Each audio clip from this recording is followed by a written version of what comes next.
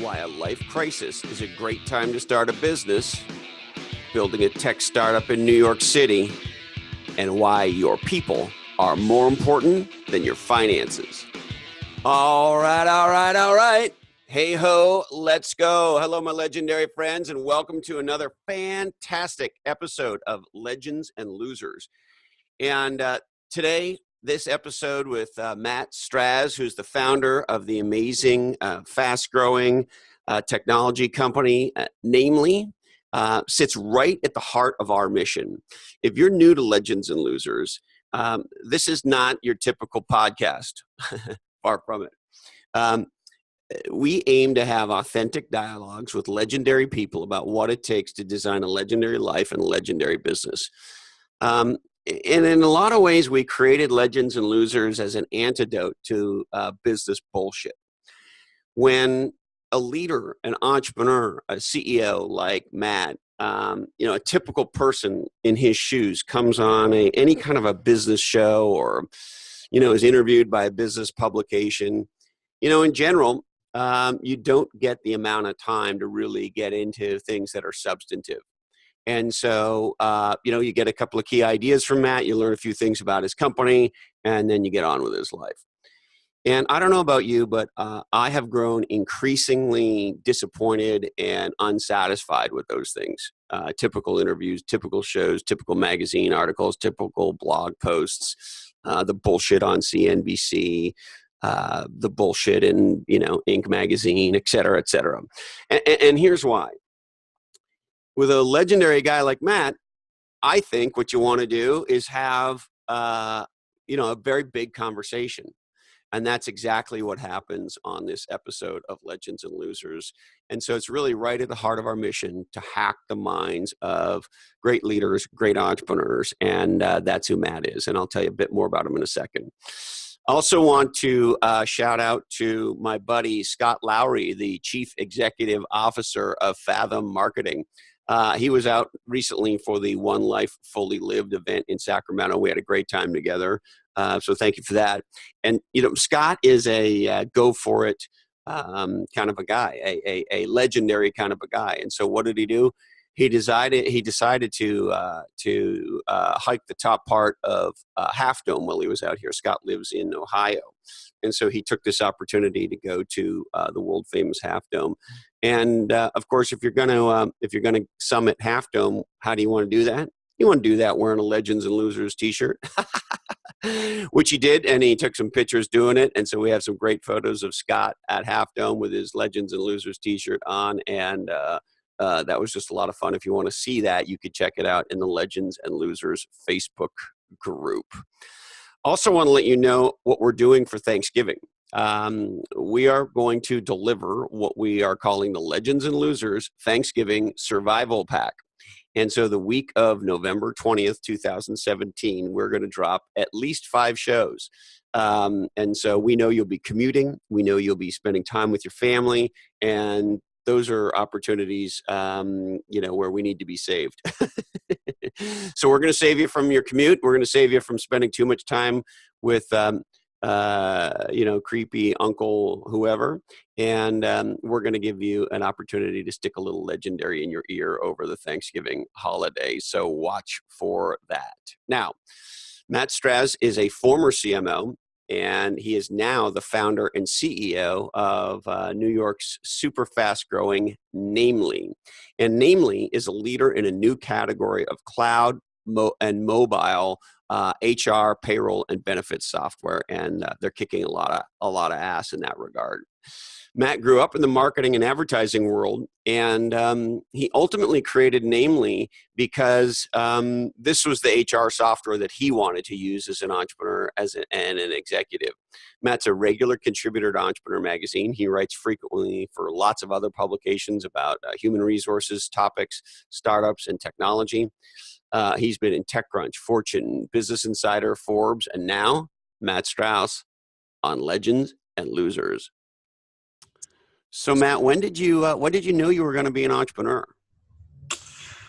That's a really good question. I think I noticed in my life when my parents hit different points in their life, usually like some sort of life change or crisis or something, they turned to starting businesses. And both my mom and dad did this, including kind of after they got divorced. So I don't know if I really knew like that's what I would do, but I think probably you notice these things and you pick up those cues as you're growing up. So I also know, like, as I look back now, I was always dreaming up kind of new business ideas, even as like as young as 13, 14 years old. So, just silly things as you're growing up and being a kid, they think like, oh, I'd start a business or I'd start a store or I'd do something like that. So I think it was probably a combination of those two things. And what do you think sort of life crisis and starting a business have to do with each other? I don't know, but it's been my story. The reason why I've started each of my three companies was preceded by some sort of crisis or major issue. And I don't know why that is. And maybe we'll find out in the next half hour or hour, but I'm not sure why that is, Christopher. But do you have any scotch or anything like that you want to crack open, and we can maybe see if that helps lubricate that part of it? Yeah, that might be helpful. But yeah, I don't know. I think I just saw them, when they went through different periods of their life, faced different things at work or in personal life, they tended to turn to the fun and the stress and the joy of starting a business as a way to escape potentially whatever they were going through. Yeah, it is interesting how a life change does, whether we realize it or not, kind of force us to think about our whole life, right? Mm-hmm. Mm-hmm. And the other thing, of course, about starting a business, I don't know, maybe we could ask your folks this, but you disappear into it, right? Like you sort of go away and all of a sudden you have this 12, 18-hour a day obsession that you're on. And it's kind of hard to be upset or depressed or whatever when you're in this thing, right? Is that maybe part of it? I think that's fair, and not to get too deep too fast, but I think also you have to be careful about it. If you have that in you, and that that's what you do to escape or to compete or to just have fun, you've got to make sure that you don't get so absorbed in it that you lose your personal life, you lose your family along the way. Yeah. Now, I'm also curious, you keep doing it. You're a repeat offender, or as you know, in the world that you and I grew up in, serial entrepreneur. Although I never loved that term, because I try to be a student of language, Matt. And it's like, why would we want to take serial killer and do an analogy to that? Like, that doesn't make any sense to me, but I digress. Yeah. Well, there's an element of self-flagellation involved, I think. Or is it self-flagellation or flagellation? I'm pretty sure that, yeah, maybe one or the other. But so you think there's a connection between farting and entrepreneurship? You said that, not me. Sorry. Every once in a while, the 12-year-old in me comes out. But I am curious, you had two entrepreneurial successes. I want to hear from you. It sounds like the second one probably a little bigger than the first. Yeah. And it sounds like after the second one, you could have very easily gone on to a cruise control type mode. Mm-hmm. Were you if this is too personal, just kick me. Were you financially set after the second one? I don't know, financially set. We probably could have downshifted to the point where my wife works. So, potentially I could have downshifted and just hung around the house. That would have been very fulfilling. But no, I did like the crazy founder thing and basically took all of my winnings from that and like put it back on the table and bet it all over again. And how old were you when you started Namely? Remind me. I would have been in my mid 40s at that point. And so, yeah. And we hear a lot, actually, I saw an interesting article recently about ageism in tech/Silicon Valley. And so you're not the prototypical 27-year-old coming out of Stanford with an algorithm. No, I was probably the total opposite of that. I was a non-technical founder. I was from New York. I came from the advertising industry, which I quickly realized I needed to call the marketing industry with VCs because I hated advertising so much. So I think the deck was pretty stacked against me. I think the one thing I had going for me that at that point was a network that I had built in New York, working in media and advertising, and some people that were, well off enough to be able to get the company started and give me some capital to get going in 2012. And so, if I understand the history right, that was like a friends and family round you did in the beginning. Is that right? It was. Yeah, I went, it was 6 years ago, probably today. I was going door to door in New York City, a really, really hot summer, going door to door, meeting with angels, friends and family, people that would help me get to my fundraising goal, which was $1 million angel round. And how hard was it for you to pull that $1 million out of a rabbit hat, so to speak? Honestly, that was probably one of the easier fundraisers that I've done. The other 8 were torturous in their own way. Each of them was torture, just a totally different kind of torture each time. That one was one of the easier ones, only because I was calling in favors, I think, and people were nice to me and knew me, and I'd worked for a big ad agency holding company for 10 years and had got networked pretty well in New York. So I was basically cashing in a bunch of chits that I had built up over the past 10 years. Yeah. It's interesting. People talk about all this. Oh, you got to go network and all this stuff. I love it when people send me an email or whatever. They say, I want to network with you. It's like, I don't want to network with you. The way you build a network is you go and you do legendary shit. You create value for people. And sooner or later, when you call them, they're happy to hear from you. And sometimes they call you. Yes. You don't have to network with them. You have to be a person of value who produces results.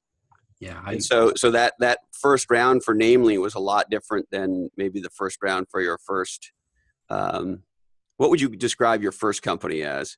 A bootstrapped, credit card based, credit card funded web development, web design, front end and back end web development company.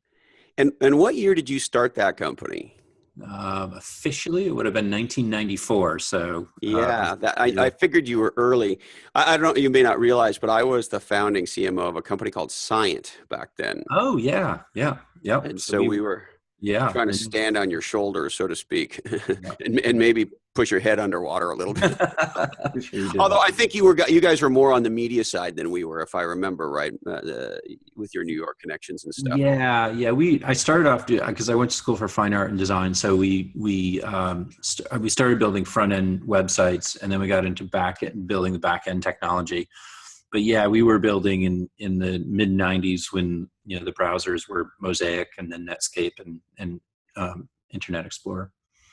It was a fun time, wasn't it? It was the Wild West, right? It was a fun time, and it's funny to look back to see that you can still be in the same industry 20 years later, building companies. And if you think about your optimism, your enthusiasm for both your own company as well as the industry back then as a young entrepreneur, and you were just out of college, if I remember right. Is that right? I was. Yep, that's correct. Did you ever really work for anybody, Matt? I did later on. So that. Yeah. Okay. Yeah, that company grew and was acquired by WPP, which is a big ad agency holding company. And I worked for the man for seven years. Were you a good employee? I actually, so I had young kids at the time that first company was acquired, and I actually enjoyed it a great deal. I got to move to New York. My wife and I moved to New York right after 9/11. Both for the opportunity, but also a bit out of patriotism, and it was a wonderful experience. I had never lived in New York. I'd lived a couple hours outside of the city, and I'd never experienced it in any way. So those 7 years were fun. It was nice to have a steady paycheck for a while when the kids were little, and you didn't have to sweat the formula quite as hard. No, exactly. So I was just a regular person working at a big company, but it was transformative, and it was really, in a way, my MBA, because I went to school for fine arts. So I got to learn more about finance and the buy-sell side dynamic of an industry. Yeah. And what was it? I'm just curious, because I'm a naturalized American. I came here from Canada and became a citizen a few years ago. And And I love my native country of Canada. And, as Fernando Valenzuela famously said, the pitcher for the Dodgers, America has been very, very good to me. And so God bless America. But with all that said, what was it about the environment in New York after 9/11, Matt, that's, you said patriotism brought you to New York? Mm-hmm. Well, the city, in a way, the country in a way as well, as it was in shambles. And I wasn't about to go off to war as a dad of a young son, and I was way too old to do that anyhow, even if I had wanted to. But I felt that, like, in some small way, I could help support, in a tiny way, help support the rebuilding of the city. And that stayed with me over the last 15 years. I think anybody who lived through that time, and I was building my first business when that happened, and it really destroyed a lot of things, the economy and a lot of things that had happened. And I just felt like if we moved down here, it was a very scary time to move down here, because people were afraid just to be in the city at all, and a whole bunch of other threats. But it seemed like the right thing to do. And it was also opportunistic. Not that many people want to move to the city and take jobs here. And rents. It might be the last time in this modern era that you and I are all living in that real estate in Manhattan was reachable by a regular human being. Is that? Well, I was also going to say that, like, we were able to move to the city and get a 2-bedroom apartment, and we probably wouldn't have been able to do that before or after. So that was certainly helpful. Yeah, today I think you have to auction off a left testicle or something to make that happen, right? Yeah, we just we're going through that right now, and the real estate is probably 4x what it was at that point. Yeah, it's interesting to hear your comments about that, because I sort of had this aha a little while ago, which is our military, our law enforcement, and our first responders protect us in our country, mm-hmm. and our entrepreneurs, in a very real way, build our country. Mm-hmm. And I'm not saying there aren't other people that build our country and world. Of course, there are many. But if there are no entrepreneurs, there's no economic growth and there's no innovation growth. And when we look around, the aha I had is, like, every product or service that we love that makes a difference to us in any way exists because a legendary entrepreneur or innovator moved forward, probably against ridiculous odds. And so I just have it in my head that, there's a group of people who protect the country and there's a group of people who build the country. So it's just interesting to hear you say that. Yeah. I mean, you said it much more eloquently than I did, but even right now, like, Namely is headquartered a block from Ground Zero in the 9/11 memorial. And we have employees here who have lost loved ones in that event. So it's something that I feel every day. I walk, when we walk around, the remnants or the memories of that are everywhere. So it's still with us 15 years later. And I think it's been, for me, a common thread of why I keep coming back to the city and why I keep wanting to build businesses here. And is there a little bit of a, punk rocker or in you that sort of, like, define, like, oh yeah, we're going to build our business right here, you assholes? Yeah. Right? I would say that's part of, in a real quiet way. I don't typically talk about it with employees or, anybody really, I guess, except you. But yeah, no, that goes through my head every single time I walk by the memorial, every time I walk to work in the morning. It just gives you an extra edge or an extra bit of motivation to want to build the business down here. Wow, that's incredible. And not to be overly corny, Matt, but thank you for doing that. That's awesome. Oh, sure. It's literally the least I could do, but it's fun to be a part of the rebuilding down here. I think those of us who stand up to hate, and those of us who say, I'm going to build good on top of hate, on top of evil. That's a very powerful thing to do. Yeah. Yeah. I agree. And it's the way that I respond. I think people would tell you that I'm not, even in social media, I'm not particularly political. I just feel like the actions speak volumes. So if I just keep building and building a company hopefully the right way that'll have a more positive effect, and help combat some of the negativity. Yeah, not to get overly corny, but of course, I've spent a lot of time in Lower Manhattan, and I've been out to Ellis Island and actually done corporate events out there, which is a very cool thing to do.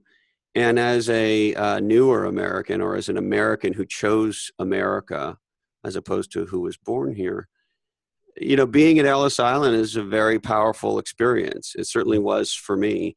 And so when I'm in that part of Manhattan, obviously there's being in the financial district and the juice of that, and near the stock exchange, and there's all that. Mm-hmm. And then of course there's the Freedom Tower and the memories that we all have.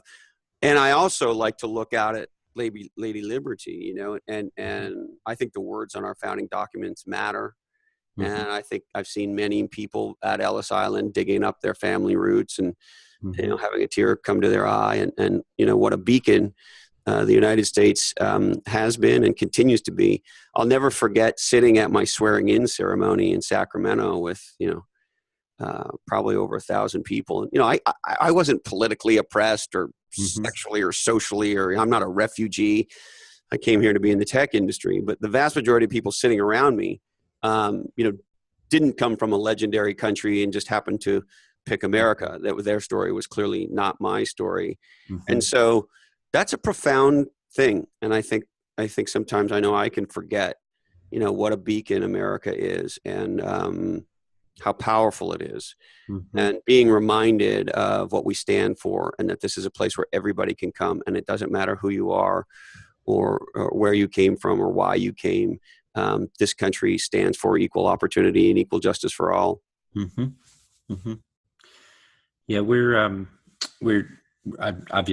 doing this. I'm speaking from our office in Lower Manhattan right now, and we're also a few blocks from the New York Stock Exchange. So that's also aspirational as well, right? Like, it's just sitting there, and it. I think in a different kind of way also motivates us every single day to want to build, a big lasting company as well. So there's these monuments or these markers all around us within a 8 to 10 block radius of our office that, definitely remind me every day why we're doing this.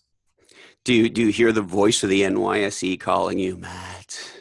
Your day is coming, Matt. Well, I founded 2 other companies, and both of them got acquired. And one thing that I learned from that, one got acquired by WPP, the other one by AOL. And they were great on many levels, and I would, do the same thing again tomorrow. They were the right decision. But with this company, I started saying from day one in 2012, which was absolutely ludicrous at the time, that we were building a publicly traded company. And so, I've been thinking about that for 5 years nonstop, and we'll probably think about it nonstop for the next 3 to 5 years until it happens. But yeah, it's definitely a siren song. I got to ask you, this may sound a little like a crazy segue, but we recently had Mark Devine on, and he's a former Navy SEAL. And he might actually be the only CPA, MBA Navy SEAL in the world. And oh shit! Now where was I going? How do we start this? Stock market. Stock market. Oh, visualization. Duh.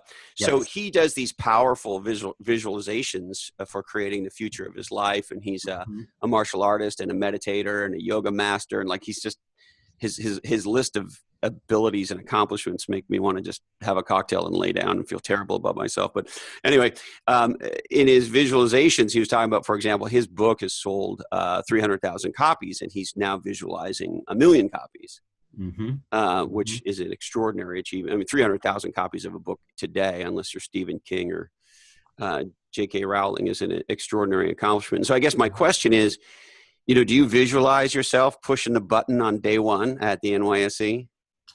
Oh, I think it goes far beyond that.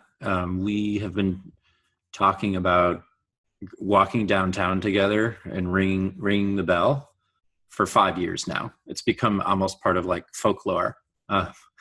And so I visualized, we've been visualizing that. I'm a visual person. I grew up being fine artist and designer. So you're absolutely right. I can picture us walking downtown together and ringing the bell. And yeah. And even in our sales, we'll do an annual sales kickoff, and that will be part of the theme. And we've been rallying around that for years now, to the point where I've actually had to be careful, because it's a midterm business goal. It's not the reason why we're here. It's not our mission, because otherwise you're like every other company that wants to go public. But absolutely, I think that's been in my head and everyone who's been here the last few years in our mind the whole time. And I think we spent a lot of time visualizing that. That's so cool. And I do like what you're saying. It's a midterm goal. One of the expressions as a student of language that tweaks my ear is the IPO is an exit strategy. And I've thought for a long time, having lived through an IPO, there ain't nothing exity about it. It's an enter strategy, not an exit strategy. Yeah, it's kind of like day one all over again. Like you go back to work and then you start working towards the next quarter. But it would be an incredible thing to be a company based in Lower Manhattan, an enterprise software company of all things in Lower Manhattan, and be able to do that. So yeah, there's a reason why we're 5 or 6 blocks from the New York Stock Exchange, and it's in our thoughts a lot. But the ultimate, you're absolutely right. Like that's just another milestone along the way. And we want to ultimately build a company that's here for decades. Yeah, very cool. And I'll be screaming and hooting and hollering for you on that day, believe me. So let's talk about New York. I mean, interestingly enough, to your point, there is not a giant number of successful, publicly traded, enduring value creating enterprise software companies in Manhattan. That's not where these companies, of course, get built. The vast majority of them are in Silicon Valley. And, of course, we have a few others spread around. But why New York? Why didn't you kind of say, hey, let's move the company back to California and cuddle up next to some of our investors in San Mateo or San Francisco or Palo Alto? Yeah, I think, I think it goes back to what we've been talking about, which is, a little bit of that kind of punk rock chip on our shoulder. Let's prove that we can build a great company here in New York. That's, in a city that's known for finance and advertising and a few other fashion and a few other industries. I think I just wanted to prove in 2012 that somebody could actually do this here. And then other companies have started to rise up to do the same thing. So it's a little bit like punk or music in that way, where you can get it started with a group of people who are really dedicated and want to build something like that. I love that you live in the home of the Ramones and you're a punk rock entrepreneur in the enterprise software business. Yeah, running an HR software company. and so I got to ask you, the two things we hear out here all the time about why you sort of got a headquarter in the Silicon Valley area is A, access to venture capital, and B, of course, access to top tier talent. And so your list of investors is absolutely stunning. And so how did you think about, particularly in the beginning as you were raising your angel round, the progression of the company and your ability to scale, whether it's adding to your board and the amount of money you raise and, of course, the people that you hire? How did you think about that? And maybe how do you think about it now? Yeah. So I think I was naive every step of the way, which was actually really helpful. So I raised the angel round and, of course, quickly ran out of money because we're building, enormous product. And I knew then, like, I was a sole founder because I knew we would have to raise so much money. There'd be so much dilution that, I couldn't take both having co-founders and raise a lot of capital. So I was a sole founder for that reason. I naively thought I would be able to raise all the capital in New York City. And we got off to a pretty good start. I had Lear Ventures here in New York who have funded a lot of the New York startups. For some reason, funded us as a B2B company. And I remember seeing Ben Lear at a conference, and I said, yeah, I'm going to try to raise all the capital here in New York and make it a real New York story. And he just laughed at me and said, no, you won't. You're going to have to go west. And that's exactly what I had to do. next round, the Series A, was absolutely torturous. Literally brought me to tears at one point, and I did have to go west, and I raised from True Ventures. Thank God. Otherwise, we wouldn't be here today.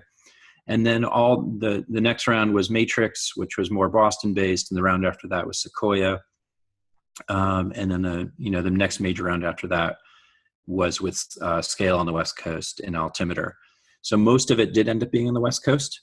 I was really hopeful I could raise it in New York, but it was just impossible. I think the conservatism here, at least at the time, the number of firms that said no is just, it's a ridiculously long list. Probably 20, 30 firms said no at one point or another, and a lot of them were in New York.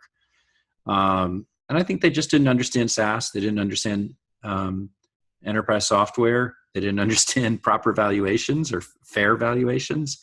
And there just was. You had a different interpretation of the fair value of Namely than they did. Is that what you're telling me, Matt? Yeah. I think the funniest thing, one of the most amusing things I've learned is that sometimes,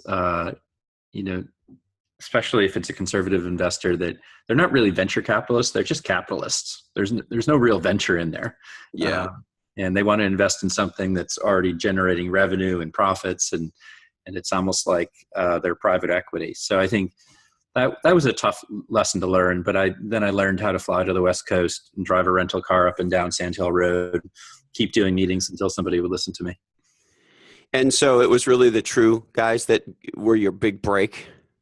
They were. I had probably the most torturous Series A, or certainly up there, where I had done lots and lots of meetings, a lot in New York, got right down to the final wire, and would go in and have to present, would present to the entire firm.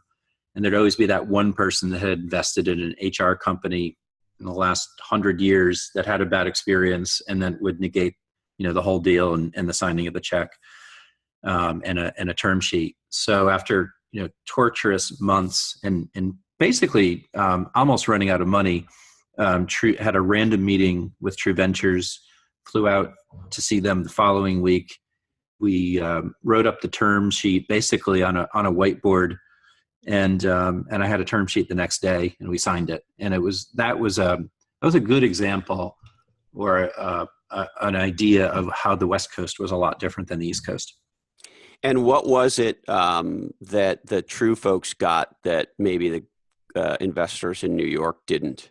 I think True is one of those firms, like a lot of VC firms, that say they're founder friendly, but they really back it up. I remember arguing with Phil Black at True. I think he gave me a $9 million valuation, and I wanted 10 million just because to have an extra digit.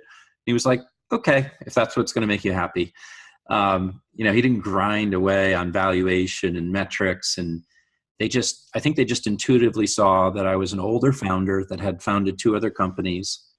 They like to invest in founders, and especially repeat founders. They didn't care that I was in my mid 40s. They also knew that I was founding something a pain that I had felt at some point in my career. So I was trying to solve a problem. And it was a big market. So even if I screwed up, and even if it took me a few times to get it right, that the market was big enough and probably forgiving enough where we could keep growing, even if we had a few missteps. And I love what you're sharing too, because the difference for them between $9 and $10 million on the pre-money valuation is literally mouse nuts. Yep. And if Namely doesn't go well, how much did they invest, if you don't mind sharing with me in that original A round? I think it was a few million, maybe. Yeah. So to them, that few million's either going to be worth 0 or it's going to be worth hopefully $1 billion or more. And so if the mindset of, if it's going to make this entrepreneur feel like he gets a big win because it's a 10, like, who gives a shit? Because this is either a hole in the ground or $1 billion or more. And so fuck it. Yep. So but that attitude you could not find in Manhattan. I couldn't. Now, that doesn't mean that I may have spoken to the wrong people. It may have probably been too early. You've got to remember this was 2012, before SaaS was really a thing. And And especially in New York, it wasn't a thing. And I'd come out of advertising, so I had no experience whatsoever in SaaS, and had to learn all of the acronyms and on my own. So I was wholly unqualified and probably not a good investment in a traditional sense, at least by New York standards, probably by any other standard as well.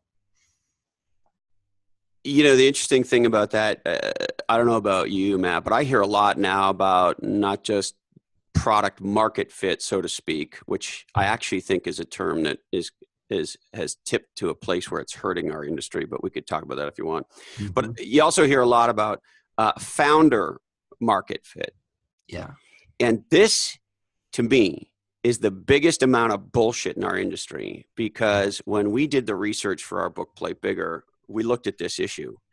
And it turns out that there is a very interesting correlation. I don't have exact data about it because we didn't do it quite that way, but there's a very interesting correlation between legendary founders and no connection to the industry. Mm-hmm. And I'm not saying there aren't legendary founders. Of course there are, but those, the mind of a beginner, the eyes of a beginner, what in martial arts call it, the mind of a white belt. Right. Mm-hmm. I remember years ago hearing an interview with Jack White from the White Stripes. Mm-hmm.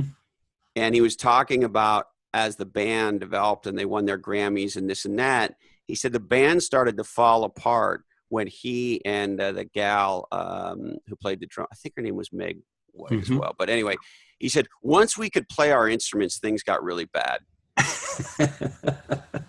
There's something really true to that.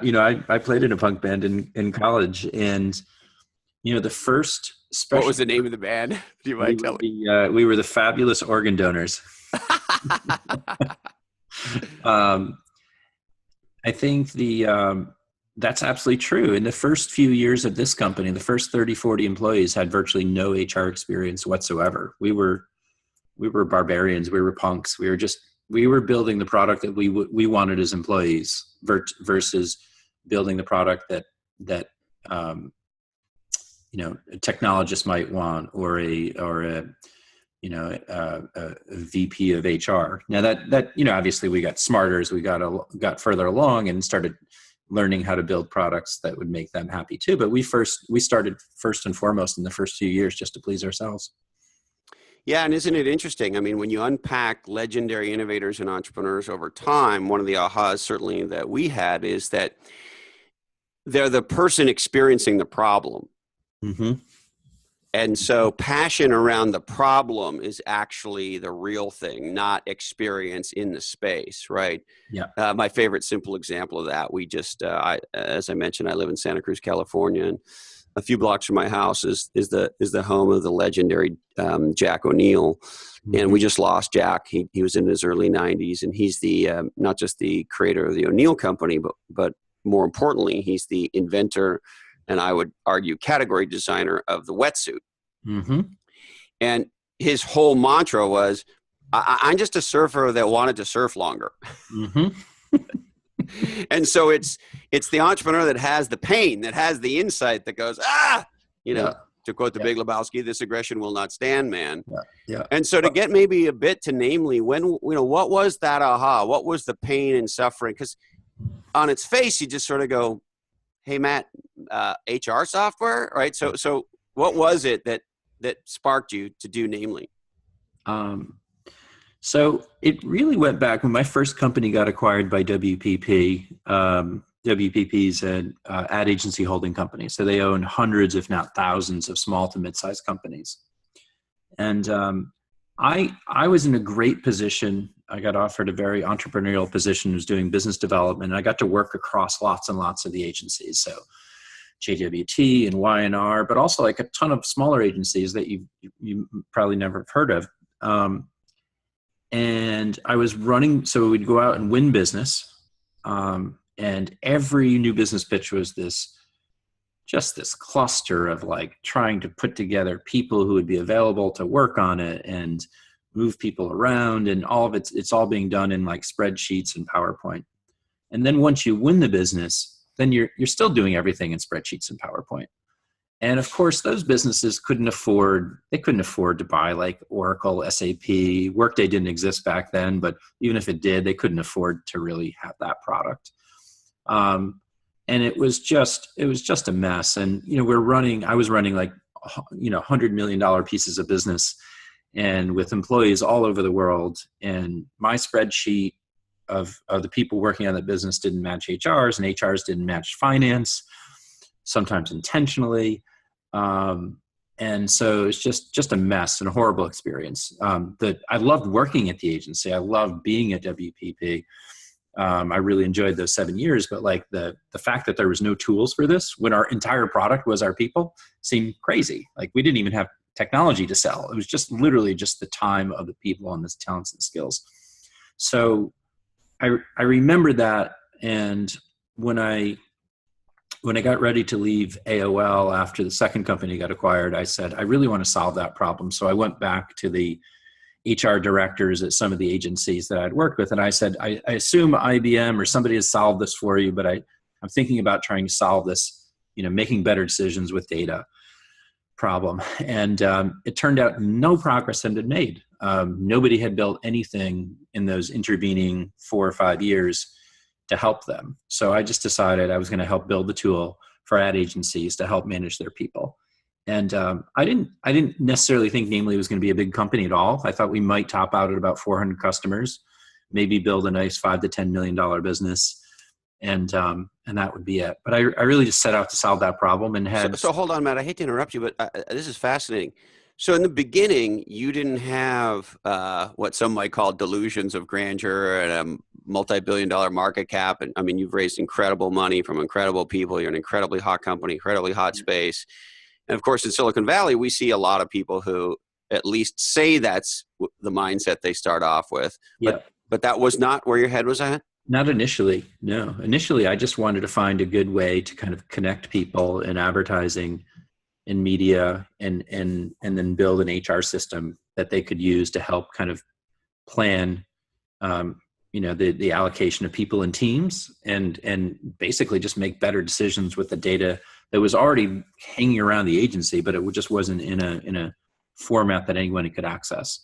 And so were you just sort of hoping that, the expression I hear about this is like a lifestyle business, that you were just hoping to create a good company, build a good, place for your people to work and do a good job for your clients, but build a good lifestyle business that Matt could own and run?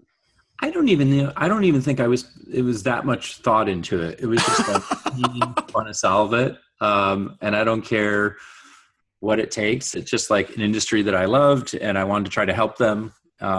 And, if I could take home a salary at some point doing that, that would be good. But I didn't really have, at that point, I didn't realize that every other small to mid-sized company in the world basically was having the same issue. I just thought it was something germane only to ad agencies. And if you were to sort of crystallize that issue, like put your finger on what exactly was or is that issue? It's that the issue is that once you surpass a certain size of a company, so like up until, I don't know, you pick a number, 10 employees, 50 employees. I've heard you talk that 200 is some magic tipping point. I've heard you say that in the past. I think culturally that is. But if you're a business, I think up until about 10 to 50 employees, cash flow is probably king, right? That's the most important thing. So your finance system is your major system of record because you've got to stay in business and you've got to make money. And so that system is your primary system. And we'll decide if you stay in business and continue to grow. But once you get over a certain size of employees, it's actually a certain size company. It's actually the talent that you have in the company, in the office or virtually, that will decide how much bigger you're going to grow as a company. And without the means by which to have that data and measure it and measure performance and figure out, ARR, amount of revenue per employee, and do you have the best talent in the company? Those systems start to gain prominence because they're going to determine how much bigger you can get as a company. So I don't know if I explained that well, but that's basically the insight was that at a certain point, people and talent start to become more important than financials. Now, I'm curious because, my brain is wired to sort of think about things from a category or external perspective first and then internal kind of second. And so if I look at it from a category design, category evolution perspective, in the client server days, of course, we got PeopleSoft, who was the category king of HR. I don't think there's any question about that. Mm-hmm. And we all know what happened with Workday. And Mm-hmm. so now you have Workday done unbelievably well. I mean, Mm-hmm. incredible job. And of course, did it in the cloud. So, you look at it, I look at that and go, well, hey, Matt, like there's a category king. They already got to the cloud. So I guess my question is, how do you think about, if you saw that as a problem, did you think they were not addressing it? Or let me ask it this way. How do you think about competition in categories? Yeah. So great question. Yeah. So I think, my initial evidence to think that this was a worthwhile thing to do for all kinds of companies, not just ad agencies, was that other companies started coming to us a similar size, regardless of their industry, and saying, we also need an HR system. We also can't afford Workday. We can't afford PeopleSoft. We hate ADP for whatever reason. Doesn't everybody hate ADP for some reason? they're a huge company. So that was another, massive company, multi-billion-dollar company. And so it just seemed like there was room in the market for us. There was some white space, and that white space existed especially under 1,000 employees, somewhere between 20 to 2,000 employees. But round about like 100 to 200 employees, you just started to need like a better solution built for employees that people would actually want to use. And then as we started to do some research, we realized, there's 600,000 companies in the US alone that are between 20 to 2,000 employees. And, it turns out like no one's really built Workday for those companies, or nobody's built kind of a mix of products and services that those companies need. And it was very iterative over the last 5 years. It didn't come to us one day. It was just working closely with customers day after day after day to realize, there's a much bigger opportunity here. We can build an HR payroll and benefit system. We can layer in services. We can become advocates for the HR team and help take them to the next level. We can take a small to mid-sized company where employees, expect culture and perks like working at Google, but from a one-person HR team, so we can help support those people and help them build a great workplace. And so it just strikes me that you saw this giant hole in the, like there's this giant, you called it white space, which is a term I love, this giant white space in the market for a new category. That is to say, a company focused on serving the unmet needs of these. Would you think of them as mid-sized companies? Is that a fair characterization? Yep. Or how do you think mid-sized companies that are obviously growing and have some big ambitions? Yep. And so I just find it hard to believe that, in 2012, nobody, like that was just, oh, shit. Those thousands of business. Oh fuck, we just missed those. Was that really the case? Did you find such a giant hole? Oh yeah, I mean it was. I don't expect it ever happen again to me. I don't. It was just one of those crazy things where it was the right time, right place. We were working on part of the problem and then started to solve the rest of the problem.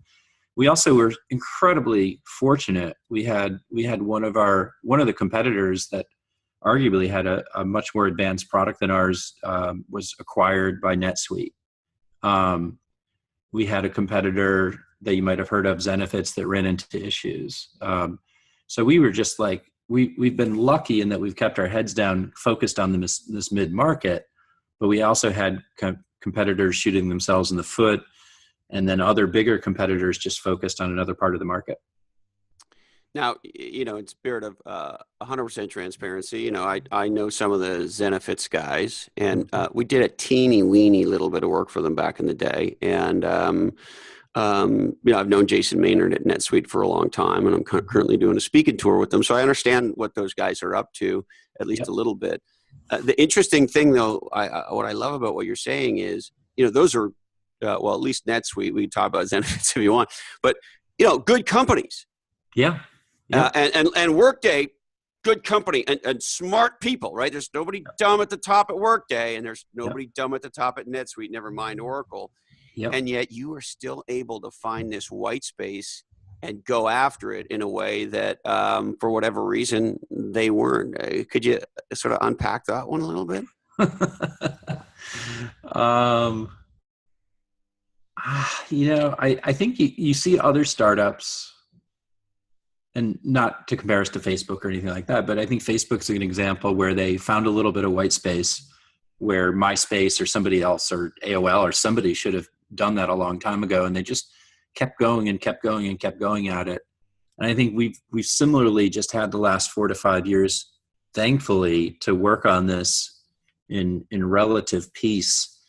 And we pretty much knew what we were doing in our heads, and we just got far enough over the top over it now where we've been able to create a market without being disrupted. It doesn't mean that it might not happen down the road, but we're far enough along now to have created a real business. And I think we were just given, for whatever reason, I don't know if it's being in Lower Manhattan. I don't know if it's being in a relatively sleepy space. I don't know if it's that our competitors have a large installed base of people that are used to using their products the way they are, but we found a little bit of room and kept working, kept our heads down for the last 4 or 5 years. And in this new category that you're pioneering, I mean, who would you say, particularly in the beginning and then maybe even now, were your biggest threats as competitors? So there's a lot of good companies out there. Bamboo HR started about 4 years before us and have built a really nice HR system. There's tons of competitors out there, lots of different systems. They're today, I'd say Ultimate Software. It's $5-6 billion company that nobody's ever heard of, with an amazing management team, people who are just wonderful human beings that have built an amazing company. Started out in Florida, never raised any venture, went public, and just built that business by keeping their heads down for a number of years. So I think those are some of the companies that we compete against day to day now. But they're all good people, and even the Zenefits team and the people there I have a lot of respect for, a lot of thoughtful people, building that business and rebounding. So yeah, there's competition everywhere, and we've got to be aware of it. And so in a tech world where, you may be aware, Matt, for our book Play Bigger, we researched every venture-backed tech company founded from 2000 to 2015. Mm-hmm. And one of the things that when we built a big data set around it, particularly around their growth and valuation and market cap, and one of the big things we asked was what percentage of market cap in a given category goes to the category king or the leader. And mm-hmm. at least based on our research, what we found is that number 76%. So mm-hmm. And of course, intuitively, we all understand that most of us are playing in a winner take all or close to winner take all type market, yep. where if the category king gets it right, they dominate for typically a pretty long period of time. So with all that said, how do you think about sort of designing and dominating a category like this that's a well-known one? You found to your point earlier, white space in the market. You've done an absolutely legendary job of filling that white space and building one of the fastest growing enterprise software companies around. And so how do you think about it today in terms of, okay, if one company is going to be the king of this category and take the vast majority of the economics, what do we need to do to make sure that we're that company? Well, I think there's a couple of things, but I would say that from the beginning of the company, basically, we figured out that if we get 2,000 customers, we'll be a $100 million company. We'll be most likely profitable or have the optionality to be profitable. And so that's really what we focused on. Like, let's go find the right first 2,000 customers versus trying to get all the customers on Namely tomorrow. Because We couldn't do that, right? We're 350 people. If every company in the world tomorrow decided that they wanted to move to the cloud for HR, payroll, and benefits, there's not enough vendors, enough employees in the industry to move everybody tomorrow. So it's going to take 5 to 10 years to do that. So I think we continue to think about what are the right first 2,000 customers for us, and then let's think about what are the next 8,000 customers after that to get us to 10,000. So and how did you decide in the beginning what the quote unquote right first customers would be? Because that's a very fascinating comment. So I know it's an older book and it shows my age, but I love the book Crossing the Chasm, and the idea of like getting a foothold in some industry or some market. And for us, that was media and advertising. Like those were our first customers, and then finding an adjacent market, and that was technology startups in New York, and then in different regions, and ultimately nationally. And then we moved into different markets. So we started off with kind of, frankly, like salary-based businesses or white collar, because we didn't have a time and attendance functionality. So we really had to go after the part of the market that was predominantly salaried or white collar employees. And now we have a solution for the hourly portion as well. But that's kind of how we built, and that's how we've prioritized our roadmap. So we started off there, but we also try to find customers that are of a similar mindset. So they may be in manufacturing, but we tend to get the ones that are the most forward thinking, or the ones that care about the employee experience. So those are kind of we get the early adopters and then those categories, and then start getting the majority, or at least the early majority. And you used an interesting phrase there, employee experience. Mm-hmm. That companies that care about are focused on the employee experience. Now, I think maybe in the tech world we hear phrases like that, but what do you mean by companies who care about the employee experience? I thought, if you talk to most CEOs after a cocktail or two, they'll say, well, the only people I fucking hate more than my customers are my people. And if we didn't have either of them, we'd have an awesome business, right? It used to be in advertising, the quote would be, yeah, if it weren't for the clients, this would be a wonderful business. So exactly. So the way I think about it is, I like to attack or like go after things or build things that are beautiful in industries that typically haven't had software that was beautiful or meant for employees. So like HR systems were an easy one for us, like pretty low hanging fruit, because most HR systems are pretty awful to use, which is why we started the company to begin with. So I think for what we mean is just a system that was actually designed for regular human beings that don't want or need an instruction manual to know how to use at least the front end of an HR system, so they can do things that are friendly, they can appreciate people, they can look find their email address, just like kind of the basics of what an HR system should do. So we think in terms of like employee engagement, and how often do they use our product, and how often do they log in, and can they use it easily without a lot of help? And, that may not sound as revolutionary today as it did 5 years ago, but 5 years ago, most HR systems were pretty terrible. Yeah, my guess is most of them still are, but you used an interesting word there that certainly I don't hear come out of the mouth of CEOs or entrepreneurs that often in the context of their product, which is particularly software product, which is beautiful. Yep. What do you mean by beautiful software?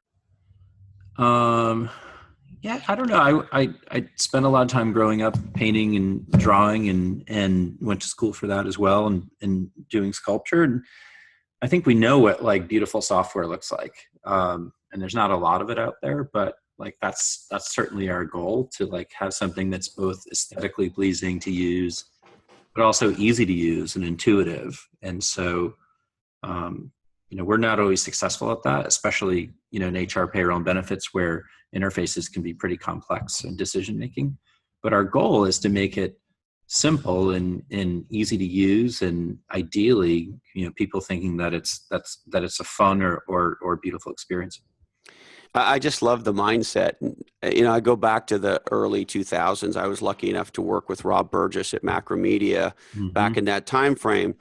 and we repositioned the company around a new category we called rich internet applications. Yep. And we developed this mantra or what you could think of as point of view that said great businesses deliver great experiences. Mm-hmm. And this is in 2002, Yep. right? And it was like, what?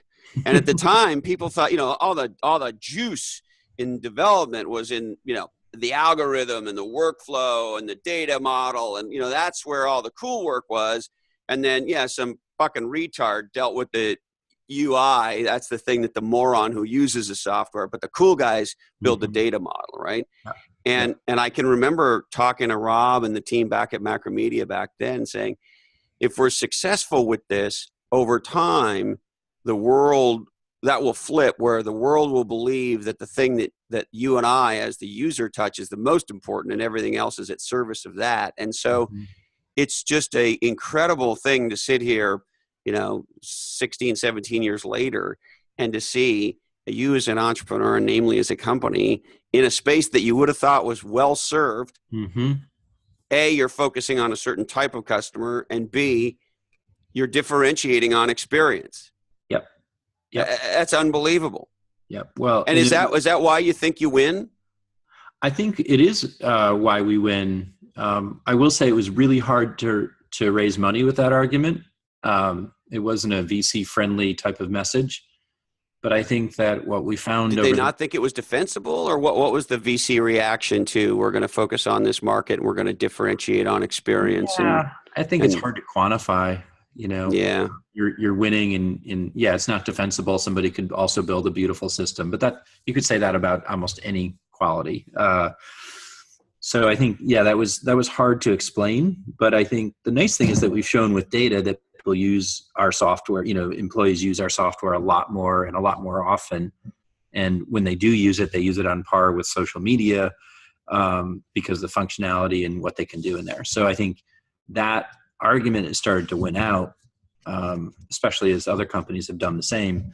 But early on, that was a really tough argument to make, that you should invest in this product because it's more beautiful than ADP. Yeah. Now, you've also raised a very impressive amount of money and built, best I could tell, a world-class board for a technology company. Can you sort of share a little bit about that and your thinking behind it? I think the reason for that is these types of businesses are incredibly expensive to build. I think ultimately, if you're going to build a category leader or just build a $1 billion plus business in the space, you either need time or money. So if you look at some of the companies like Ultimate Software, it took them 25, a long time, decades, a number of years to build a company. So you either need to build the company over a long period of time and bootstrap it, or you need to raise a lot of capital. And I think if anyone wants to get into the core HR payroll benefit space and they want to become a $1 billion company within a 7 to 10 year period, you're going to have to raise a minimum of $150 to $200 million because there's just so much that you have to build. We've built not only an HR software business, but we've also built a payroll and payroll tax business, and we've also built an employee benefits or brokerage business. So we've built 3 different companies inside of one company.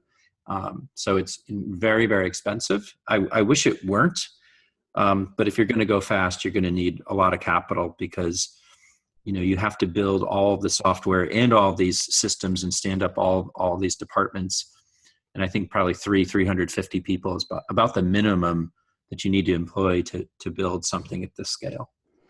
Yeah, that makes total sense. The other thing that's running through my head is some of the research we did for Play Bigger. I'm almost positive this is in the book. You have to forgive me. I can't remember what the hell's in the book and what's just in my life, and it's but I'm pretty sure this is in the book. In the analysis, we looked at who are the companies that create enduring value as category kings, and we defined enduring value as we took the closing price of the stock on day one of trading, and looked at what happened over time. Mm-hmm. And interestingly enough, on the raise side, there's something weird about 200 million pre-IPO. Yep. Or weird, magical, and there's something magical about 200 million post-IPO. The companies that created enduring value in our research work, as I just defined it, all roughly raised 2 pre-IPO and 2 post-IPO. That's fascinating. It's funny. I've been intuitively saying that to our board, but I'm definitely going to quote you on that at our next board meeting. Yeah, feel free. And remind me who's on your board now. So right now, we've got 3 of our VCs are on the board and me, and we've got Pat from Sequoia, David from Matrix, and Adam from True Ventures. And I guess I was confused. I thought maybe one of the bullpen guys was also on the board.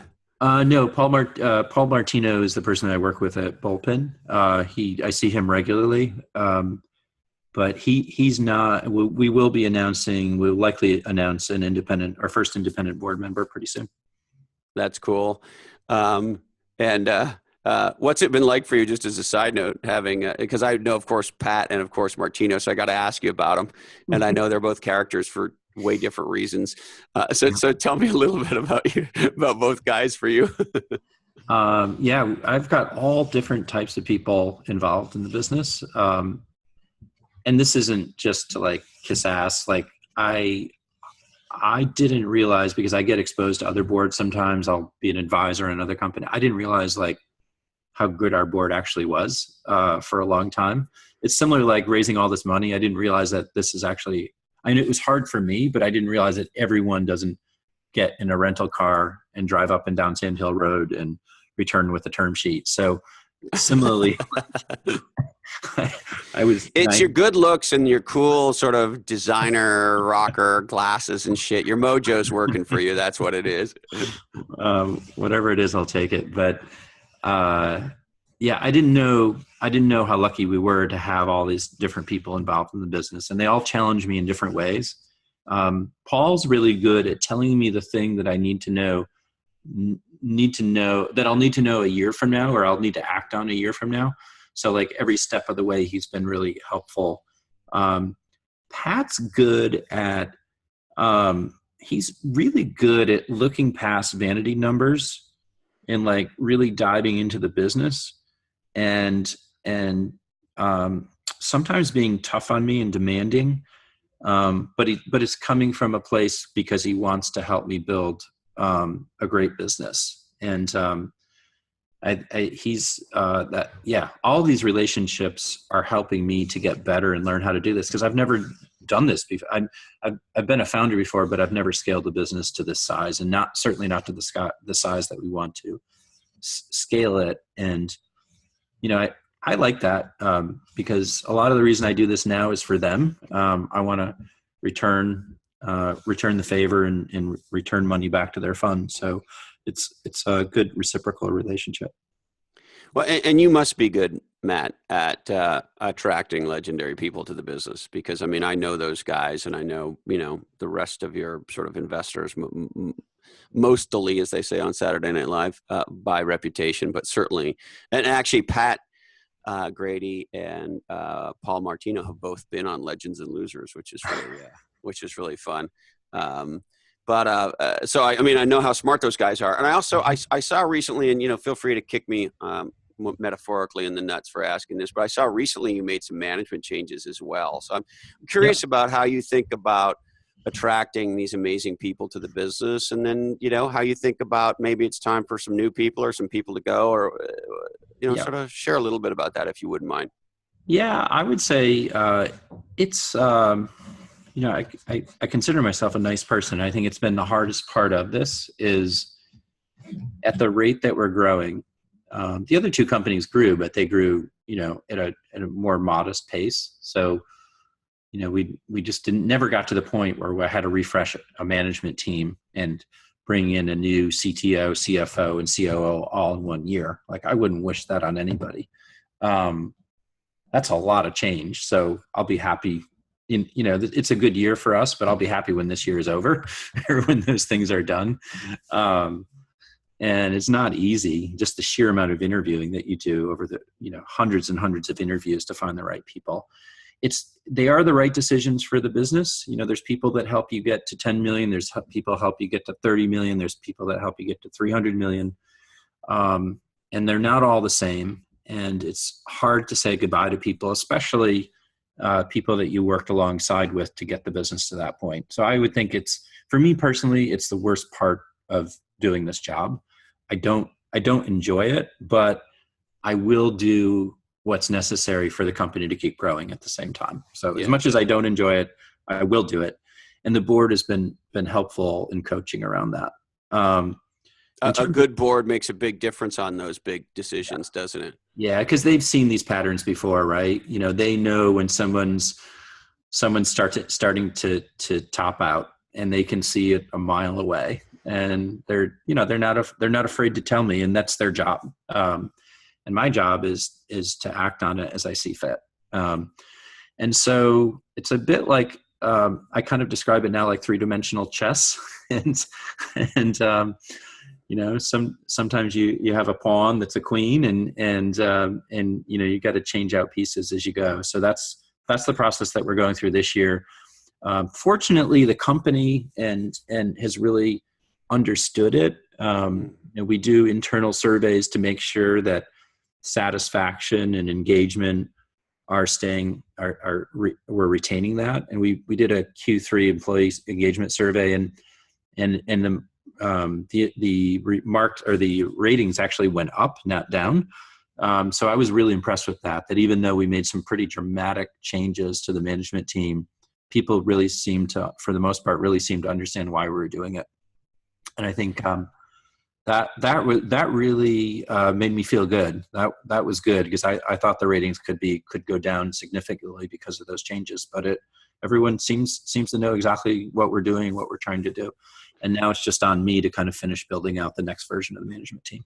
Matt, I got to take my hat off to you for kind of communicating that for, since the beginning or early stages of the company, because I'm always amazed that more entrepreneurs and CEOs don't do that. Mm-hmm. Because was it yesterday? Very recently, I was having a conversation with an entrepreneur, and she was asking me about hiring their first VP of sales and when she should do it. And she's sort of been working on the spec and this and that and the other.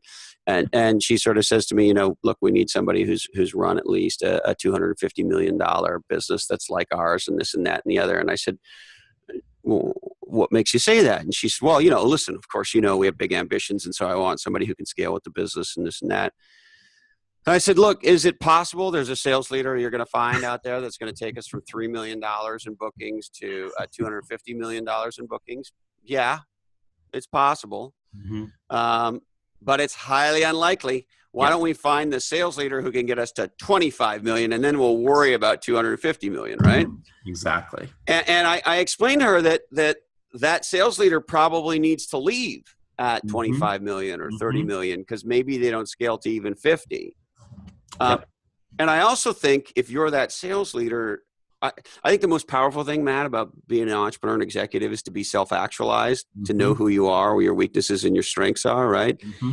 And I know many people in our industry who are very smart about knowing, hey, this kind of company, this kind of stage of growth, I like to play here, and then I like to get off the bus. And yet that's not maybe as prevalent as it could be. And I guess the one other thing I'd say about that is, you've been at WPP, a big services company. The big services guys, particularly the McKinseys, and they treat their ex-employees well. They call them alumni. Yes. Yep.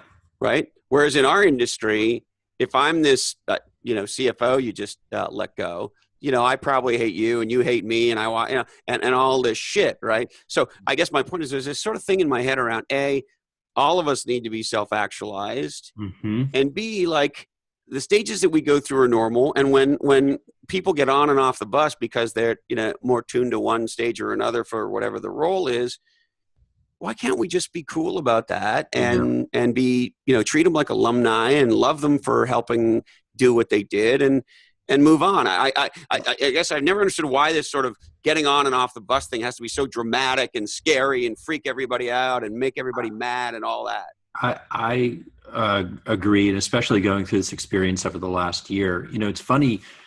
The people that I'm now speaking to help take us from 40 to 400 or whatever, those people get it, and I think because they've seen the different stages, so they know they will tell me in the interview, like, when we hit 300, it's time for me to get off and leave this. I think sometimes just the early employees think that they're going to be able to go for the whole ride.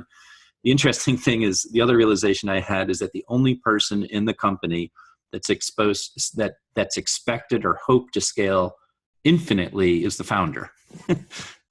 Everybody else is supposed to get on and off at a different point, but the founder, in a perfect world, continues to scale endlessly and is supposed to keep raising the bar. So I think that's also a realization I had. Like, I can't just say, "Oh, I've learned enough.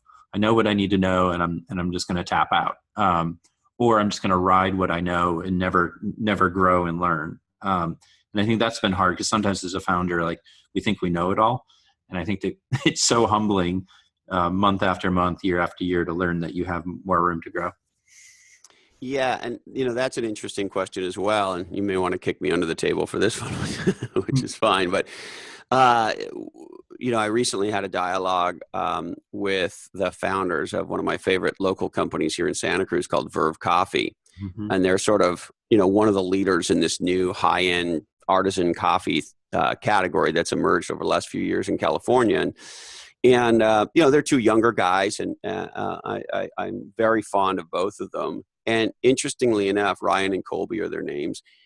They got clear, not that long ago, that, one of them being the CEO, at least right now, is a dumb idea. Mm-hmm. So they brought in a CEO, mm-hmm. a guy that is more operationally and scale oriented, someone that feels maybe a little more COO-y. Yep. But they didn't do, in their case, they didn't decide, COO, and no, fuck it. You're the CEO, and the two founders are focusing where they focus, and they let their CEO run the business. And who knows, maybe maybe a Google situation where one of them moves back in, but they're not.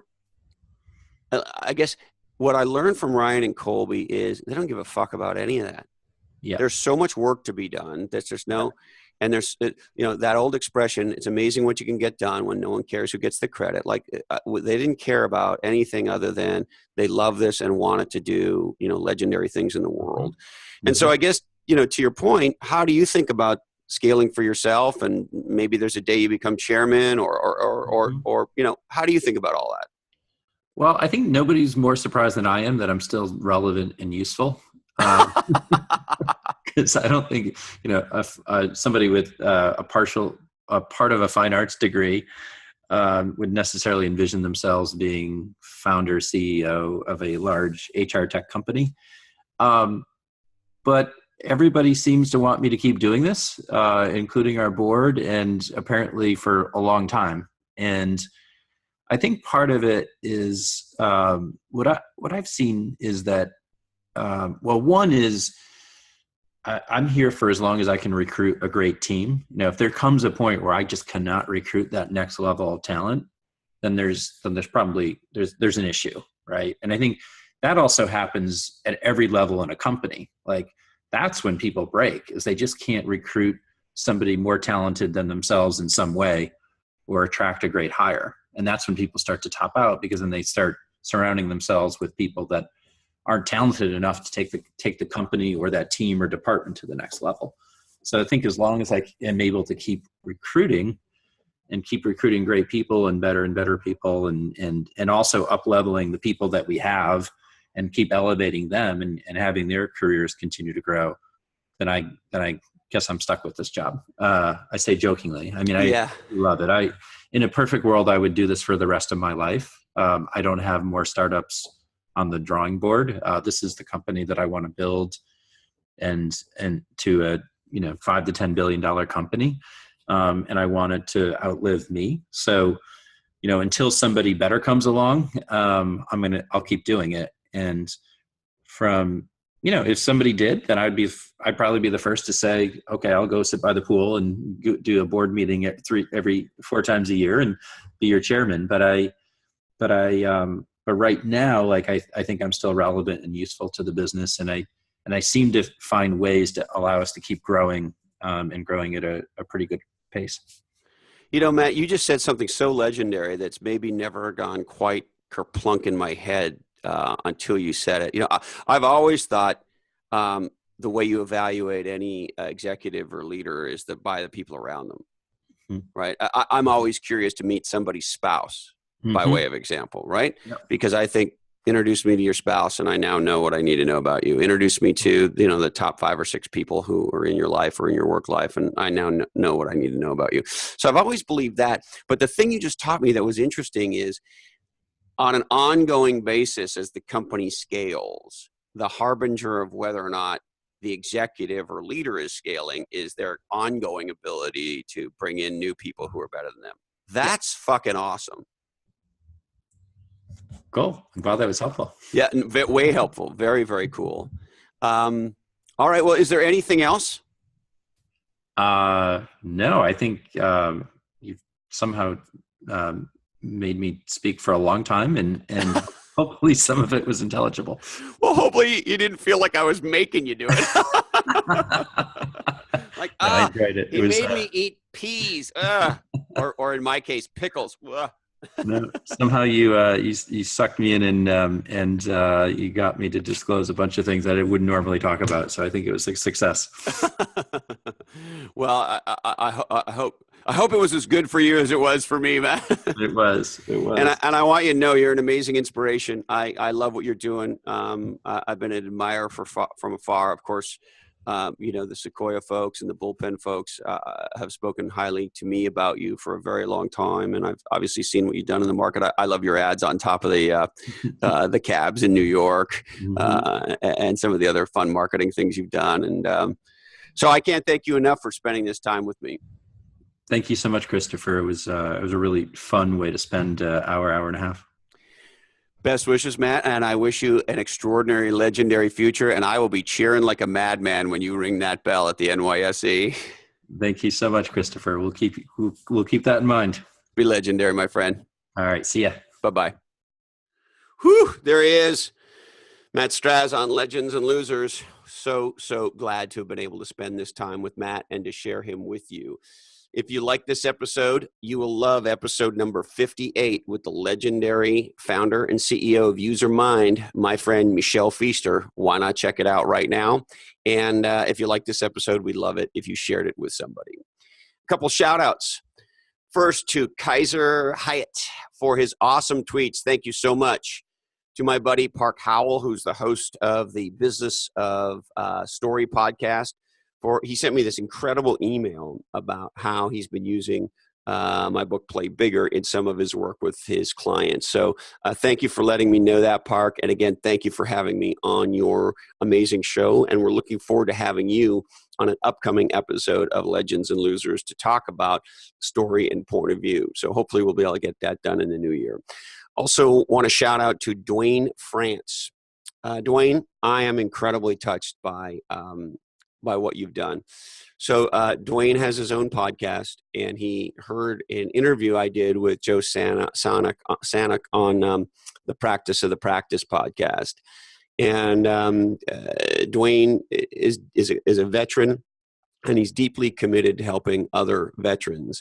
And he put this incredible LinkedIn video together talking about the visit I had with Joe on the Practice of the Practice and how much he got out of it and how he thought it might make a difference for our veterans. So thank you, Dwayne. I really appreciate it. And I got to tell you, your work really speaks to me and I know it sounds corny, but it's true, brought a tear to my eye that you thought so much of category design and Play Bigger and the dialogue I was lucky enough to have with Joe to share it with your friends and your audience and particularly those veterans who are also entrepreneurs. Also, shout out to Bill Custard for your awesome tweets. Thank you, Bill. The legendary marketer Aaron Keller for his awesome tweets. Aaron, hoping to have you on the show again as well soon in the new year. Greg Canty on Twitter. Greg, thank you so much. He tweeted, quote, "The very best business podcast I have listened to by a country mile, by a country mile. Fantastic dialogue format that always gets into real insights." Thank you, Greg. Thank you. Thank you. Also, shout out to our dear friend from pretty much the beginning of Legends and Losers, Bob O'Brien, for his continuing unrelenting support and sharing of Legends and Losers. To Dan Moyle and Tom Schwab, nonstop sharing and promoting of Legends and Losers. Thank you so much. And to Noel Sobelman for sharing episode 76 with amazing internet historian Brian McCullough on LinkedIn. Thanks for that. Thanks for that post as well, Noel. And we'd also like to encourage you to check out the brand new, very expensively redesigned and rebuilt legendsandlosers.com. We have a brand new website we're super proud of, built by our friends Nick Cullen. Nick, thank you for doing a great job. And we would encourage you to go to legendsandlosers.com, check it out, and subscribe so you never miss any of the hilarity. We would like to thank HarperCollins, Instant Classic Play Bigger, How Pirates, Dreamers, and Innovators Create and Dominate Markets. Our good friends at Equity Directory, the invite-only network of entrepreneurs and startup talent working together, exchanging work for equity. OneLifeFullyLived.org. Check us out. Dream, plan, and live your best life. We're a nonprofit trying to help you be legendary. Our good friends at Namely, all-in-one HR software. Check them out at namely.com. Atira Systems, stopping wildfires and saving lives at atirasystems.com. Capsule, a legendary brand and experience design agency at capsule.us. Our good friends at Interview Valet, podcast interview marketing. If you're a thought leader, the best way to get your leading thoughts into the world is on podcast. And to do that, check out interviewvalet.com. Speaking of podcasts, The Garlic Marketing Show, a marketing podcast that does not stink, with our friend Ian Garlic. Check it out. It's a great show. Tahoe Truckee Homes. Make your Tahoe vacation dream come home. Come home? Come true at TahoeTruckeeHomes.com. Verve Coffee, the official coffee of Legends and Losers. Put some legendary in your cup at VerveCoffee.com. Kiva.org. Loans that change lives, make a difference. And the smash hit book from HarperCollins by our friend and guest, the incredible Cheryl O'Loughlin, killing it. An Entrepreneur's Guide to Keeping Your Head Without Losing Your Heart, one of my favorites. And also our friends at PursuingResults.com. They produce legendary podcasts, so if you want to start your own podcast, check out PursuingResults.com. We'd like to remind you that today's information is provided to you solely for informational purposes, and in the event of a water landing, this oddcast may be used as a flotation device. It is the sole property of the Legends and Losers Oddcast Network, and we would love you a little extra if you shared the shit out of it. We also must warn you, this oddcast clearly is produced in a studio that does contain nuts. Teach entrepreneurship. Listen to Chris Cornell. Don't jog near a prison. And hey, be cool. Introduce two people you love to two podcasts you love. Speaking of people we love, thank you, Candy Dandy. And hey, Colin, this oddcast really ties the room together, doesn't it? Today, our deepest apologies go to Greg Clark, Chief Executive Officer of Symantec. Sorry, Greg, we just ran out of time for you. That's it, my friends. Be legendary, and we hope to see you again soon on another episode of Legends and Losers.